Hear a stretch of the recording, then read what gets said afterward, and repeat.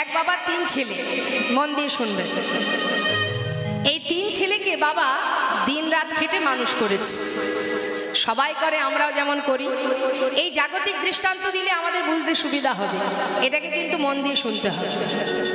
তামা একজন হয়েছে মস্ত বড় ডাক্তার, একজন হয়েছে ব্যারিস্টার, একজন হয়েছে ইঞ্জিনিয়ার। বাবারও খুব গর্ব যে আমার তিন ছেলেকে মানুষের মতো মানুষ করেছি, আমার মতো সুখী আর কেহ না। কি গো মা, ছেলে মেয়েকে মানুষ করতে পারলে আমাদের গর্ব হয় না? হঠাৎ একদিন পথের মাঝখানে এক সাধুর সঙ্গে দেখা। সাধু বলে উঠলেন, কেমন আছো? খুব ভালো, খুব ভালো। আপনি কেমন আছেন সাধু বাবা? আমিও ভালো আছি। তখন সাধু বাবা বলছে, দেখো জীবনের তো অনেক সময় পার হয়ে গেল, আর তো বেশি সময় নেই, এবার একটু তার চিন্তা করো। তার চিন্তা মানে? কার চিন্তা? কেন? যে তোমার আপনজন। আপনজন? আপনজন মানে তো আমার তিন ছেলে মেয়ে, তিন ছেলে, এরাই তো আমার আপন, এছাড়া আর আপন কোথায়? ওরাই তো আমার সব।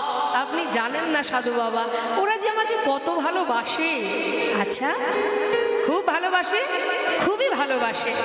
আচ্ছা, কেমন ভালোবাসে একটু বোঝাবে? নিশ্চয়ই, একদিন শুনুন তাহলে। আমার তিন ছেলে ঘরের কোণে বসে বসে বলা বলি করছে। বড় ছেলে বলছে, জানিস ভাই, বাবা তো আমাদের জন্য অনেক করেছে, তো আমি মনে মনে ঠিক করেছি আমার বাবা যেদিন আমাদের ছেড়ে চলে যাবে, মানে মারা যাবে, বাড়ির মধ্যে যে মিষ্টি আম গাছটা আছে, আম গাছ তো অনেক আছে, তার মধ্যে যে গাছের আম খুব মিষ্টি, ওই গাছটাই কেটে ফেলবো, ওই গাছটা দিয়েই আমার বাবার শেষ কৃত্যটা করবো। বাবা, তখন মেজ ছেলে বলছে, দাদা রে, আমিও ঠিক করেছি বাবা মারা গেলে ওই বাবাকে যেখানে দাহ করা হবে সেখানে একটা স্মৃতি মন্দির বানিয়ে দেব। আর স্মৃতি মন্দিরটাতে যেমন তেমন পাথরে পড়বো না রে, বিদেশ থেকে দামি দামি মার্বেল পাথর নিয়ে আসবো, লাখ লাখ টাকা খরচ করব। বাবা তো কম করেনি আমাদের জন্য। বলুন তো মা, এমন কথা শুনলে মা বাবার গর্ব হবে কিনা? আহা, আমরা কিভাবে অন্ধকারে ডুবে আছি দেখুন। এবার কি হলো? ছোট ছেলে। জানো সাধু বাবা, আমার ছোট ছেলে কি বলেছে? ছোট ছেলে বলেছে, বাবা মারা গেলে 7 গ্রামের মানুষকে ঢেড়া পিটিয়ে নিমন্ত্রণ করব, চিঠিপত্র দেব না, ফোনে নয়, ঢেড়া পিটিয়ে নিমন্ত্রণ। আর সেই 7 গ্রামের মানুষকে বাড়িতে খাওয়াবো। তাও কি খাওয়াবো জানো? এক এক জায়গার এক একটা বিখ্যাত খাবার থাকে না? যেমন কলকাতার বিখ্যাত কি? কলকাতার বিখ্যাত, বর্ধমানের বিখ্যাত কি? শক্তিগড়ের, কৃষ্ণনগরের, জয়নগরের, কলকাতার রসগোল্লা। আর বনগাঁর বিখ্যাত কি? তাহলে যেখানে যেটা বিখ্যাত আছে সেটা নিয়ে আসবো, 7 গ্রামের মানুষকে খাওয়াবো। নিতাই গৌর হরিবল হরিবল। কি আনন্দ, কি আনন্দ। সাধু বাবা বলছে, অতি উত্তম কথা, তোমার ছেলেরা তোমার জন্য এত কিছু করবে, কি ভাবা যায়? তা বলি, এই যে এক কাজ করো, হ্যাঁ, একটু পরীক্ষা করে দেখবে নাকি তোমার ছেলেরা যেগুলো বলেছে সেগুলো করে কিনা। মানে তুমি একবার মরে দেখো। কি হলো? মরে দেখা যায় না, মানে শোনো শোনো, আমার কাছে একটা ভেষজ বড়ি আছে, সেটা আমি তোমায় দেব, তুমি রাত্রে খাবার পরে খেয়ে নেবে, সকাল হলে বুঝবে মজা কে তোমার জন্য কি করছে। বেশ সাধু বাবা, আমি তোমায় বলি শোনো, আমি ঠিক তুমি ভুল, তুমি দেখে নিও আমি যা বলেছি সেগুলো হয় কিনা। বেশ, তো তাহলে তো খুবই ভালো, দেখা যাক কি হয়। রাত্রে খাবার পরে খেয়েছি, মনে মনে চিন্তা করছে, আমার সন্তানের জন্য এত করেছি, আর আমার সন্তানেরা আমার জন্য এইটুকু করবে না? নিশ্চয়ই করবে। রাত্রিবেলা সেই বড়িটা খেয়ে সকাল হলো মা। সকালবেলা 7টা বেজে গেল, 8টা বেজে গেল, 9টা বেজে গেল, বাবা দরজা খুলছে না। বড় ছেলে ডাকছে, বাবা, ও বাবা, বাবা, দরজা খোলো, কত বেলা হয়ে গেল, এত বেলা পর্যন্ত তুমি কোনোদিন ঘুমাও না, কি হলো? দরজা খোলো। খুলছে না। 2 ছেলে গেছে, মানে 3 ছেলে একসঙ্গে ডাকছে, বাবা ও বাবা, বাবা দরজা খোলো। এত বেলা করে ঘুমাচ্ছ কেন? কিছু কি হয়ে গেল? না না, এই ভাই মনে হয় কিছু একটা হয়ে গেছে। হ্যাঁ চল তো, বয়স হয়েছে তো, সবাই মিলে জোর করে দরজা ভাঙ। যেই না দরজা ভেঙেছে, দেখছে বাবা শুয়ে আছে। কাছে গিয়ে ধাক্কা দিয়ে ডাকছে, বাবা ও বাবা, বাবা কি হয়েছে তোমার? কথা বলছো না কেন? বাবা বাবা।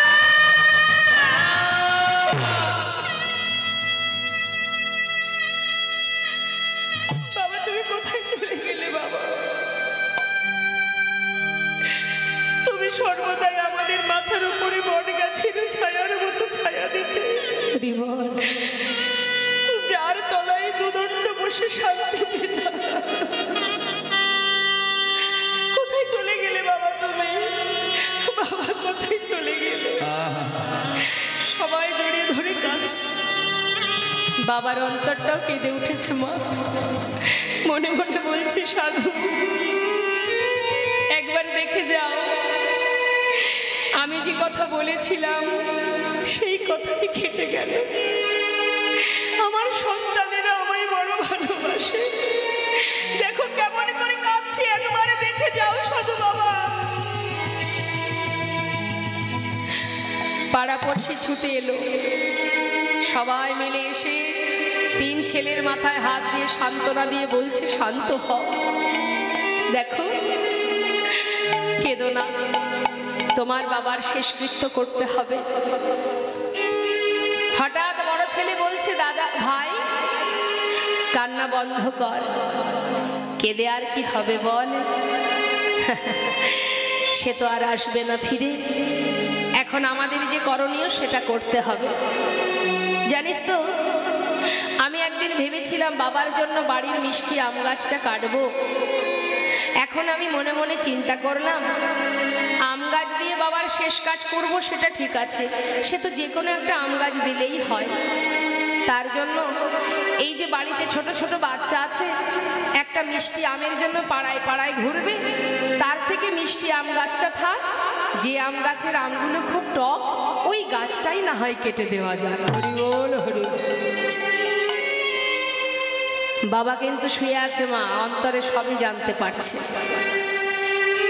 মেজো ছেলে বলছে, দাদা আমি ভেবেছিলাম বাবার জন্য বিদেশ থেকে দামি দামি পাথর এনে স্মৃতি মন্দির বানিয়ে দেব।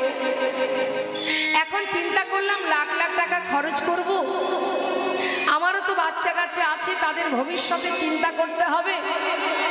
স্মৃতি মন্দির বানাবো বলেছি যখন, সে বিদেশ থেকে পাথর এনে বানালেও স্মৃতি মন্দির, আবার যদি বাঁশ গাছের বেড়া তৈরি করে যদি ওপরে টালির ছাউনি বা কোনো বেড়া দিয়ে সুন্দর করে স্মৃতি মন্দির বানায়, সেটাও তো স্মৃতি মন্দির। হরি বল হরি।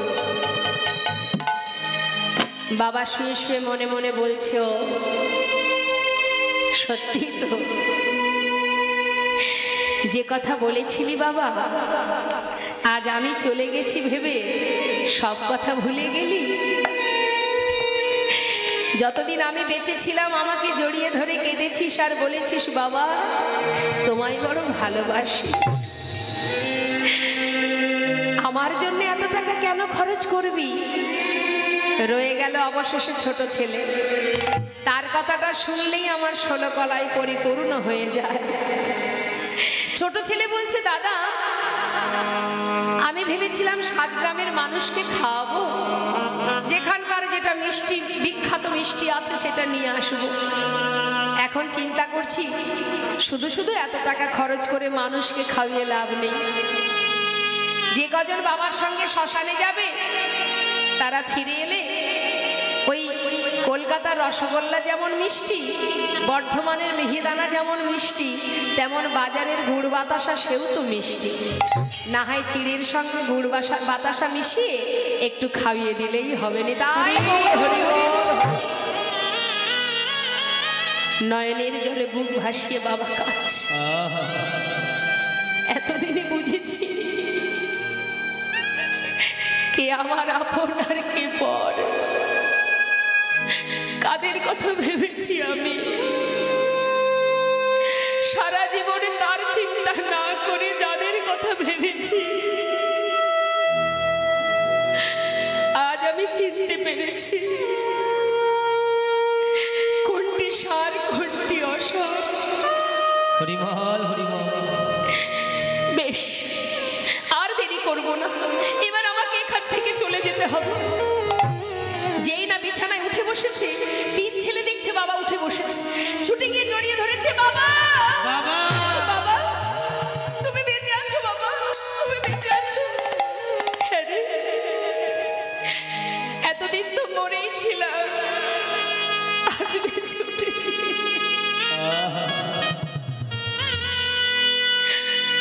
আজ বুঝেছি আমার কথা ভাবিস না, তোরা চিন্তা করিস না, সর্বস্ব পরিত্যাগ করে ছুটতে ছুটতে যাচ্ছে, সাধুর কাছে গিয়ে চিৎকার করে বলছে, সাধু বাবা, সাধু বাবা, আমি ভুল করেছি, আমি সারা জীবন ভুল করেছি, তুমি আমায় বলে দাও আমি কেমন করে গোবিন্দ চরণ পাবো, কেমন ভাবে তার দেখা পাবো। আজ আমি বুঝেছি, আজ আমি বুঝেছি।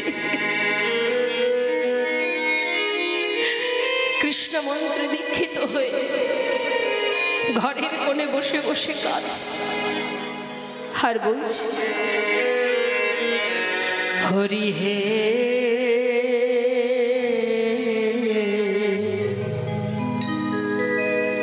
বলো আমার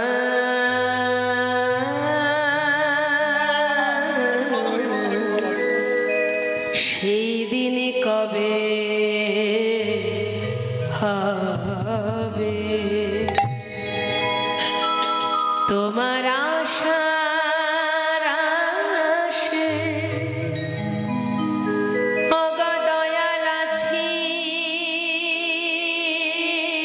বসে, তোমার সারাসে ওগো দয়াল আছি বসে, বলো বলো কবে চরণ দেবে দয়াময়,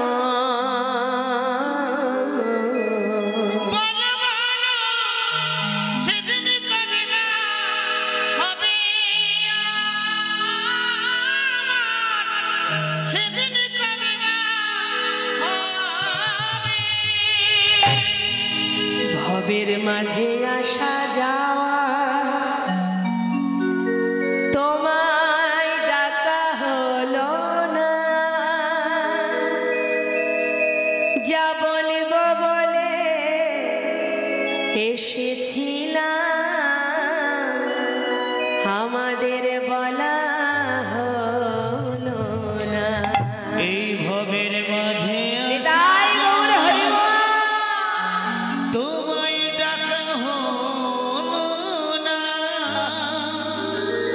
আমি যা বলবো বলে এসেছিলাম আমার বলা হলো না। তুমি পারে